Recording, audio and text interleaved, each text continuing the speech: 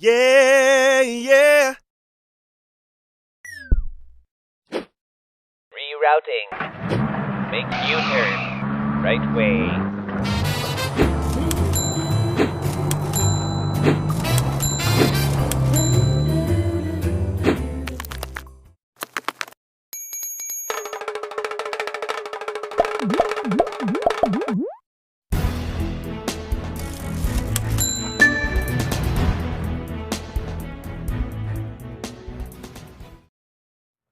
Hello everyone, I'm Bianca Romero, currently taking a Bachelor Secondary Education major in Social Studies at Turlock State University. So I'm the second reporter under the Chapter 4 entitled Financial Literacy. So when we heard financial literacy, what comes to our mind? Mm, of course, when we heard financial literacy, it's come to our mind that it's about money. And money is important, money is life, and money is everything.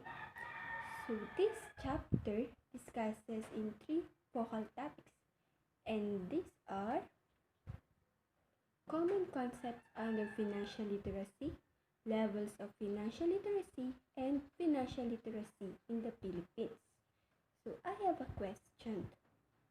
Are you a financially literate? So under the common concepts under financial literacy, this first is investment platform. An investment platform is a vital online service which allows you to buy, sell, and hold funds. So when we say investment platform, ito yung kung ano yung gusto natin bilhin, kung ano yung gusto natin ibenta, na kung saan makita natin ito sa online service. And possible for us to do ourselves directly to our customer. And we have famous investment platform in the Philippines. So these are First Metro Securities, Call Financial, and CoinsPro. And next is funds. So funds refers to a particular amount of money made available or allocated for a particular purpose. So yung funds is very familiar na tayo dito because as a student and meron tayong funds in our classroom. So yung treasurer natin is nagko-collect siya ng any amount of money para magkaroon tayo ng funds. And if ever na magpapotocopy tayo, so meron tayong magagamit na galing sa funds natin and nakasave tayo ng money. And funds is a very good purpose na rin sa atin. So next is finances. So finances is the monetary resources of an individual, organization, company, or government. So when we say finances, is defined as the management of money that includes activities like investing money, borrowing money, lending, and saving, and budgeting money. So there are three main types of finance, and these are personal finance, corporate, and public government. Next is debit card. So debit card is a rectangular plastic card used in paying purchase. The debit card is used by swiping the card to the merchant's card reader and entering a PIN or personal identification number. So in debit card is dito natin makita yung mga kinita natin na pera na galing mismo sa atin. So we are using in debit card, and debit card din is pwede natin to gamitin sa mga supermarket, sa mga bilihan ng mga damit, shoes, or etc. with using our debit card. And debit card is allow banks customer to spend money by drawing on funds they have deposited on the bank. So yung mga sinabi ko is sarili natin kita na pwede natin i-deposit sa bangko. So next is credit card. Credit card is also a rectangular plastic card which allows users to access credit facilities or allows owners to avail products on a basis of credit. So yung credit card naman is kunwari na lang sa mga company, di ba? Dito nang galing yung mga sahod natin. So through ginagawa nila dito sa credit card para parang dito na nalagay yung mga sahod natin to our credit card para magamit natin ito sa mga any machines or bangko. So, credit card allows customers to borrow money from the card issue up to a certain limit in order to purchase items or withdraw cash. So, yun, sa credit card din pwede mag-withdraw cash and mag-purchase items with using our credit card. So, the difference between a credit card and a debit card is debit card is tied directly to your checking account, can be used where a credit card can be used, uses a PIN to complete transactions, good for daily use to help you stay within budget, while in credit card naman is line of credit, you can access your card, purchases usually required signature, and pay interest if balance is not paid off 30 days, and lastly is used for hotel reservations and car dust. So these are the difference between credit card and a debit card. So in credit card is galing sa mga company na pinagtatrabahuan natin. So ito sa mga salary natin is nagagamit po sa company. So nalagay ito na credit card. Sa mga debit card naman is sarili natin kita. So dito pwede tayo mag-deposit with or use our debit card. So next is stock. Stock is a type of security that signifies ownership in a corporation and represents a claim on part of the corporation assets and earnings. So when we say stock, also known as equity, that how much stock they own. Parang ano yung mga stock mo sa mga company or mga corporation.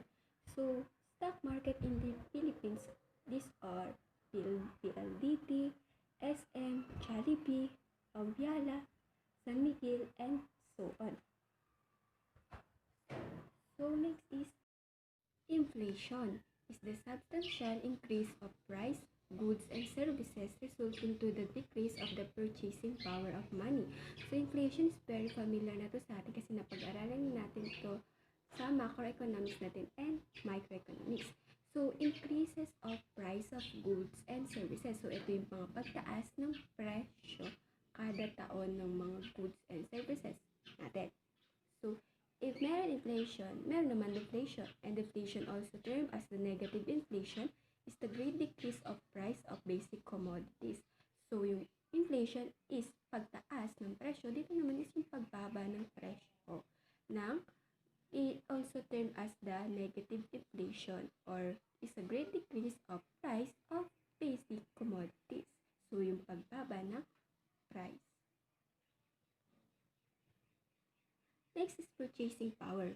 Refers to the value of money on the basis of the amount of goods and services that you can using a unit of currency.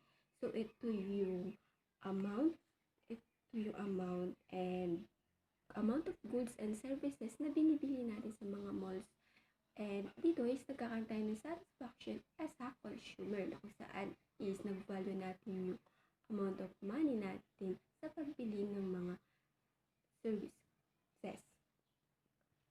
So, annual percentage rate or APR. APR is the interest rate in an annual basis charged for borrowing money or the term of borrowing. So, ito yung pera na hiniram natin sa isang taon. So, hiniram natin na yun is nagkakaroon siya ng interest. So, we have an annual percentage yield or APY. So, APY is the interest rate in an annual basis paid on a savings account, certificate of deposit or other account that earns compound interest. So, yung annual percentage rate is yung hiniram natin yung isang taon. So, yung hiniram natin yun is nagkaroon na tayo ng earn or kita. So, nagka-save na tayo ng money sa kita yun na kung saan pwede natin siyang i-deposit sa bangko. So, next is budget. So, a budget is an estimate of your income and expenditure for a specific period of time. So, yung budget is, ito yung budget natin sa, kunar na lang, sa baon natin sa school, diba? Binabudget natin. So, that time is meron basis for planning for our finances. So, we have also a capital gain. So, capital gain is when the value of an asset increase more than the original purchase price. So, yung capital gains are not realized until the asset is sold.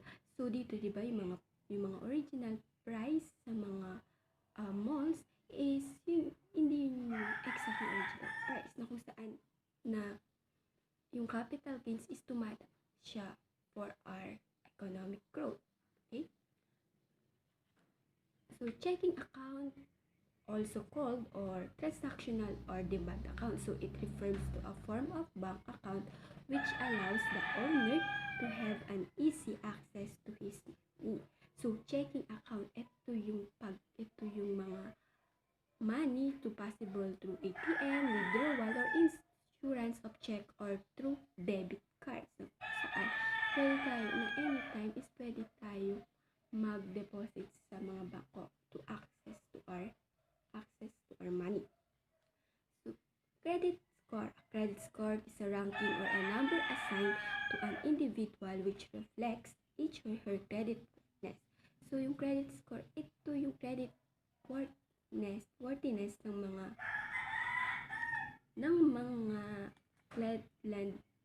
lending company na kung saan meron sila credibility na pagkatiwalaan sila ng mga tao na mag-lending sa kanila. So, ito, meron sila kada score is a ranking of a number assigned kung saan yung credit scores is realized by the amount of tens of number of open accounts and timeliness or payment among others. So, ito, yung credit score is the scoring a ranking or third. So, savings account. A savings account is a deposit account which bears interest where you can store your money in a bank or other financial institutions. Your savings account is pwede ka mag-deposit in any bank. So, savings accounts also is lets the consumer have an easy access of his or her money. So, lastly is interest rate. So, an interest rate is the percentage of a loan charged to an individual for borrowing the money. So, interest rate, the word interest. So, ito yung tupo. So, every time yung nagpapautang tayo is meron na yung interest na nakasalalay. So, in an interest-bearing savings account, an interest rating portions of the savings paid by the bank or other financial institution as an incentive for maintaining an account. So, levels of financial literacy. So, in charge year 2017, as cited by Alana and Ignacio 2019, listed 6 major characteristics types in how people view money. So, the first one is frugal. So, frugal people seek financial security by living below their means and saving money. So, there are people that really buy luxurious items, so they save money instead. So, they save because they believe that money will offer protection from unprecedented events and expenses. So, next is pleasure. So, pleasure seekers use money to bring pleasure to themselves and to others. So, they are the people more likely to spend that to save. So, they often live beyond their means and spend more than they earn. So, if they are not careful and do not change, they may fall into debt. So, yung pleasure. So, ito yung pleasure na gusto nilang bilhin. Yun yung binibili nila. Because ito yung gusto nila that they want to buy. So, status. So, status, these are the people which users their money in showcasing their financial status. So yung status is they show off their luxurious and branded items. Their main agenda is to make people around them know that they are financially capable. So mga examples siguro dito yung mga under in monarchy, yung mga king and queen na kung saan is nakikita natin sila is na-identify natin na they are the rich people. So, this is indifference. So, these people see money and other luxury in life as something of little importance. So, they tend to craft their own items and even grow their own food instead of buying them. So, yung example dito is yung mga indigenous people or IP na they live in simple life. So dun pa lang is masaya na sila. So kumukuha sila ng pagkain nila sa pamamagitan ng kanilang tinanim. So they don't yung hindi nila kailangan ng pera para maging masaya. So they gusto lang nila yung simple life.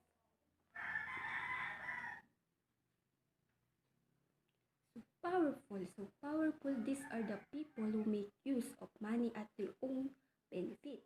So they tend to use money to exercise power and control over others. So example natin dito yung mga politicians na kung saan they use their money to control people. Nung saan dito nakita natin yung vote buy, nung saan pinamahagi nila yung pera nila para makontrol nila yung people in voting. So lastly is self-worth. So self-worth, these are the people who spend money just to put value to themselves. So they also tend to see, so these people are also tend to see the worth of a person based on their financial. So yung self-worth is ito yung rewards mo sa'yo. Reward mo para sa sarili mo. For example na lang, is nakapasa tayo sa mga exams. So parang may reward ka para sa sarili mo na kung saan dito ka nagkakaroon ng self-worth. So the last topic is financial literacy in the Philippines. So state of the financial education in the Philippines, an article by Go 2017. So this listed events which manifest the current standing of the country in financial literacy, and the events are as follows according to Alana and Ignacio 2019. And the estimated 20 million Filipinos save money but only half had bank accounts by study of World Bank 2014. And the country is lacking of a national strategy in educating Filipinos toward financial education and literacy, a result conducted by the Asian Development Bank or ADB in 2019. And only 25% of Filipinos are financially literate, and this shows a large percentage not properly educated about financial concepts such as inflation and diversification by the Standard & Poor's or S&P Rating Services survey in 2018. And only 1% of the total population in the Philippines have invested to stock market, even if it has been existing for 10 years now, and more than 80% of the working Filipinos belonging in the middle class have no formal financial plan. So it's sad to think that this is the financial literacy in our country. So we already know the common concepts under financial literacy, the 6 major characteristics types in how people view money and last, financial literacy in the Philippines. So I hope you understand and learn about the financial literacy. So, and I think that some of you are totally financially literate. Thank you for watching and keep safe and stay healthy and see you soon. God bless. There's the party. Okay. The party's over One, here. two, All three. right. Okay. One, two, He's like, yeah, y'all need to get it together. Okay, ready? 1, 2, 3. Okay, Build-A-Bear boys and girls, everybody all over the world, it's time to put your hearts in the air. Seems like everybody's got a price. I wonder how they sleep at night. When the sale comes first and the truth comes second, just stop